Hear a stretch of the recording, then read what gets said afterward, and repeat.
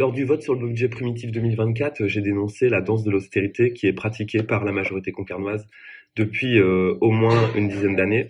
Alors cette danse, elle conduit finalement à faire des investissements, mais toujours à contretemps. C'est ça la danse de l'austérité, c'est qu'on agit toujours à contretemps, c'est-à-dire trop tard, quand les bâtiments sont déjà très délabrés, et on traite des situations d'urgence, et donc on les traite de manière insatisfaisante. Quelques exemples, le CAC 2020, fermeture du CAC. Le stade Guy Piriou, pas d'investissement depuis, alors que dès la fin des années 2010, on voyait que le club était dans une situation plutôt favorable. Pas d'investissement, le club se retrouve dans l'obligation de passer sa saison à l'extérieur. À Quérandon, pas d'entretien. Algeco. À l'école du Rouse, manque d'entretien, fuite de gaz, les élèves se retrouvent évacués ainsi que les personnels. Alors, évidemment, cette danse de l'austérité, elle n'est pas satisfaisante, mais la majorité concarnoise semble être allée au bout de sa logique, puisque désormais elle repousse sur le prochain mandat un certain nombre d'investissements qu'elle aurait dû réaliser sur ce mandat-ci.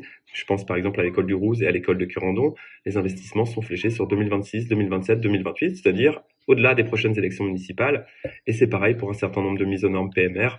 Donc voilà, cette danse de l'austérité, elle ne nous semble plus acceptable. Il était urgent d'investir pendant ce mandat et cela n'a pas été fait. C'est ce que j'ai voulu dénoncer lors du dernier conseil.